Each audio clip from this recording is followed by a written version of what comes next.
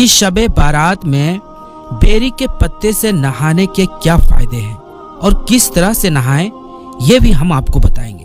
और प्यारे दोस्तों, साथ ही साथ हम आपको इसी वीडियो में ये भी बताएंगे कि शब बारात में किन किन लोगों की मग़फ़िरत नहीं होती, यानी किन किन लोगों को अल्लाह तबारक व तआला इस रात भी मुआफ़ नहीं करता।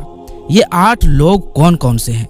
इसके साथ साथ हम आपको बताने वाले हैं कि शब बारात में दुआ किस तरह करें कि वो दुआ कबूल हो जाए। और ये भी बताएंगे कि शब बारात में हमारे प्यारे नबी हुजूर सल्लल्लाहु अलैहि वसल्लम क्या अमल करते थे और शब बारात क्यों मनाते हैं। प्यारे दोस्तों, एक ही वीडियो में ये सारी बातें आप जान पाएंगे, इसीलिए इस वीडियो को पूरा आखिर तक जरूर देखें। प्यारे दोस्तों, हम आपको बता दें कि बेरी के पत्ते से नहाने यानी गुस्ल करने का तरीका और उसके फायदे के बारे में। प्यारे दोस्तों, शब बारात की जो रात आती है, इस रात में आपको एक गुस्ल करना होता है। ये गुस्ल बड़ा ही फायदा देता है। इस गुस्ल के जरिए से आप अनगिनत फायदे हासिल कर सकते हैं। दोस्तों, शब बारात शाबान की 15वीं रात 14 तारीख के गुजर जाने के बाद मगरिब की नमाज पढ़ लेने के बाद आप पूरी रात भर कभी भी ये गुस्ल कर सकते हैं, कभी भी आप नहा सकते हैं। इस गुस्ल का जो वक्त है, जो टाइम है, वो मगरिब के वक्त से फजर के वक्त तक पूरी रात है। यानी पूरी रात में आप कभी भी गुस्ल कर सकते हैं, कभी भी नहा सकते हैं। लेकिन नहाने में थोड़े बहुत कुछ काम कर लेने हैं। इसके बारे में कहा जाता है कि जब कोई इंसान ये गुस्ल करता है तो अल्लाह तबारक व तआला उसे पूरे साल यानी अगले शब बारात तक किसी भी तरह के जादू, आसेब, सहर से उसकी हिफाजत फरमाता है। तो दोस्तों, ये गुस्ल किस तरह से करना है, ये तरीका आपको बताते हैं। ध्यान से सुनिएगा। सबसे पहले आप दिन में ही 7 बेरी के पत्तों का इंतजाम कर लें। बैर के दरख्त आपको कहीं भी मिल जाएंगे, चाहे वो रेगिस्तानी इलाका हो, हरियाली इलाका हो या फिर पहाड़ी इलाका हो, कहीं भी आपको बेरी के दरख्त देखने को मिल जाएंगे। दरख्त छोटा हो या बड़ा, उसके 7 पत्ते इंतजाम कर लेने के बाद जब मगरिब की नमाज हो जाए तो मगरिब की नमाज के बाद आपको वो 7 पत्ते एक पानी के बर्तन में डाल देना है, या फिर जिस बर्तन में आप पानी गर्म करते हैं उस बर्तन में डाल देना है। और उसको आप गैस में गर्म करें या हीटर के जरिए से गर्म करें, किसी भी तरीके से आप पानी को गर्म कर सकते हैं। थोड़ी देर के बाद जब वो पानी नहाने के लायक गर्म हो जाए और आप चाहते हैं कि उस पानी में थोड़ा ठंडा पानी मिला लें तो मिला सकते हैं, और अगर नहीं मिलाना चाहते हैं तो उसी गर्म पानी से आप गुस्ल कर लेंगे। बस इतना ही आपको करना है, वो भी शब बारात में। यानी जो रात आएगी शब बारात की, उस रात आपको ये अमल करना है, यानी ये काम करना है, ये गुस्ल करना है। इंशाअल्लाह तबारक व तआला इस गुस्ल की बरकत से आप पूरे साल जादू, शहर, आसेब और दूसरे फितनों, बलाओं और मुसीबतों से महफूज रहेंगे। अल्लाह तबारक व तआला आपके घर में भी बरकतें नाजिल फरमाएगा। उसके बाद आप नवाफिल अदा करें, कुरान पाक की तिलावत करें, सूरह पढ़ें, निस्फ शाबान पढ़ें, और भी बहुत सारे जो अमल हैं, नेक काम हैं, वो करें। सदका खैरात करें, इससे भी बेपनाह बरकतें आपको हासिल होंगी। प्यारे दोस्तों, शाबान इस्लामी साल का 8वां महीना है, और ये वो महीना है जिसमें बंदों के आमाल अल्लाह तबारक व तआला की बारगाह में हाजिर किए जाते हैं। और ये महीना रमजान के करीब है, इसीलिए जब भी ये महीना आता है तो हमारे नबी मोहम्मद सल्लल्लाहु अलैहि वसल्लम ये दुआ फरमाते हैं कि ऐ अल्लाह, हमारे लिए रजब और शाबान के महीने में बरकत अता फरमा और हमें रमजान के महीने तक सलामती के साथ पहुंचा दे। और आप सल्लल्लाहु अलैहि वसल्लम ज्यादातर नफली रोजे शाबान के महीने में ही रखा करते थे, और इसकी वजह आप फरमाते थे कि इस महीने में मलाकुल मौत यानी मौत के फरिश्ते को उन लोगों के नाम की लिस्ट दी जाती है जो 1 साल के अंदर मरने वाले हैं, जो इस साल मरेंगे। तो मैं चाहता हूं कि मेरा फैसला रोजे की हालत में किया जाए। प्यारे दोस्तों, शाबान के महीने में एक बरकत और फजीलत वाली रात आती है जिसको शब बारात कहते हैं, जो कि शाबान की 15वीं रात होती है, और इस रात में नफली इबादत की बहुत फजीलत है। अब आपको बताते हैं कि शब बारात क्या है। तो शब बारात को हिंदी में रात कहते हैं, और बारात का मतलब है बरी होना, आजाद होना, यानी गुनाहों से छुटकारा मिल जाना। और अरबी महीने की 15 शाबान को ये रात होती है जिसको शब बारात कहते हैं। इस रात की इतनी फजीलत है कि अगर कोई बंदा सवाब की उम्मीद के साथ इबादत करते हुए अल्लाह तबारक व ताला से अपने गुनाहों की माफी मांगे तो अल्लाह तबारक व ताला बहुत जल्द उसके गुनाहों को माफ कर देगा। अब आपको बताते हैं कि फजीलत वाली रातें कौन कौन सी है।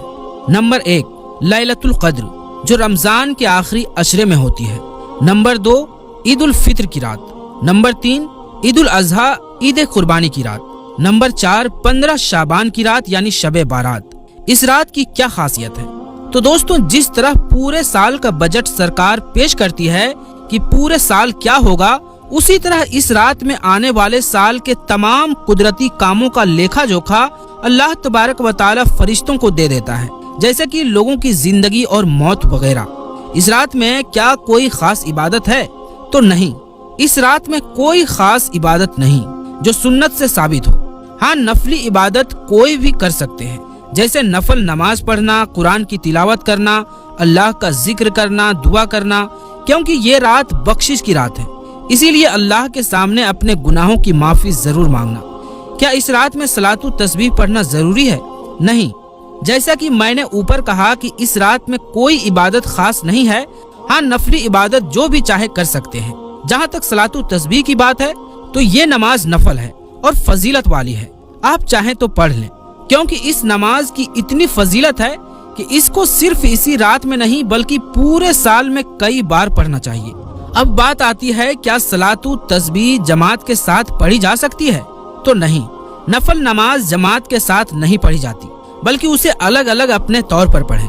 इस रात में इबादत मस्जिद में करें या घर में। तो हमारे प्यारे नबी हुजूर सल्लल्लाहु अलैहि वसल्लम ने फरमाया कि अपने घरों को कब्रिस्तान ना बनाओ। मतलब यह है कि फर्ज नमाजों के अलावा नफल सुन्नतों और जिक्र से अपने घर को मुनव्वर और रोशन करो।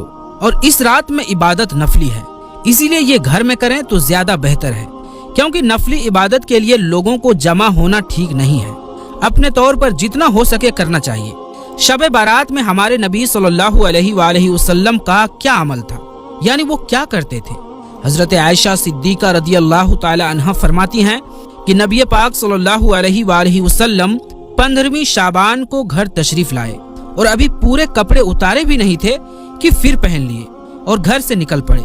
मैं भी पीछे पीछे चल गई, ये देखने के लिए कि आप कहाँ जा रहे हैं। तलाश करते करते मैंने आपको देखा कि आप मुसलमानों के कब्रिस्तान में हैं और मोमिनों के लिए दुआए मगफिरत कर रहे हैं।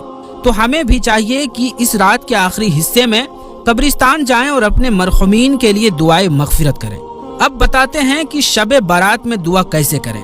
अगर कोई अरबी दुआ याद ना हो तो इस तरह दुआ मांगे, ऐ मेरे अल्लाह, तू ही सब पर एहसान करने वाला है, कोई तुझ पर एहसान नहीं कर सकता। ऐ उम्मत पर मेहरबानी करने वाले, ऐ बंदों को अता करने वाले, तेरे सिवा कोई माबूद नहीं। तू गिरतों को थामने वाला है, बेपनाहों को पनाह देने वाला है, परेशान हालों का और मुसीबतों का मारों का तू ही सहारा है।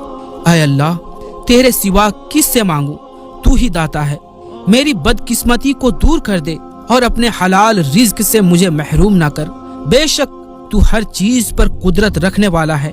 ऐ अल्लाह, मेरी परेशानियों को दूर फरमा, चाहे उनको जानता हूँ या नहीं। यकीनन तू ही सबसे ज्यादा एहसान करने वाला है। ऐ अल्लाह, नेक औलाद अता फरमा और हमारी मगफिरत फरमा। ऐ अल्लाह, तमाम गुनाहों को माफ फरमा, वो छोटे हों या बड़े, जानबूझकर किए गए हों या अनजाने में, उजाले में किए गए हों या अंधेरे में। और ऐ अल्लाह, आइंदा हमें गुनाहों से बचने वाला बना दे और इन गुनाहों की नखूसत को मिटा दे। ऐ अल्लाह, ईमान पर खात्मा फरमा दे। हमारे माँ बाप, उस्ताद और तमाम मुसलमानों की मगफिरत अता फरमा और उनकी नेक दुआओं को कबूल फरमा दे। ऐ अल्लाह, हमें मांगना नहीं आता, हमें वो सब अता फरमा दे जो नबी सल्लल्लाहु अलैहि वसल्लम ने तुझसे मांगा और जिन चीजों से हमारे नबी ने पनाह मांगी। ऐ अल्लाह, उन तमाम चीजों से हमें पनाह दे दे। प्यारे दोस्तों, इस रात में किन लोगों की मगफिरत नहीं होती? तो नंबर 1 है मुशरिक। अल्लाह के अलावा किसी और से फायदे और नुकसान की उम्मीद रखना और अल्लाह के अलावा किसी और को पूजना और उसकी इबादत करना, ऐसा शख्स इस रात में बख्शा नहीं जाता जब तक वो तौबा ना कर ले। नंबर 2, दिल में कीना रखने वाला। कीना किसे कहते हैं? तो दोस्तों, कीना ये है کہ انسان اپنے دل میں کسی کو بوجھ جانے، اس سے شریعت کے خلاف دشمنی و بغض رکھے، نفرت کرے اور یہ ہمیشہ چلتا رہے تو اسی کو کینہ کہتے ہیں۔ اس کا علاج یہ ہے کہ اس کو معاف کر کے اس کے ساتھ میل جول و تعلق شروع کر دیا جائے۔ نمبر 3، رشتوں کو توڑنے والا۔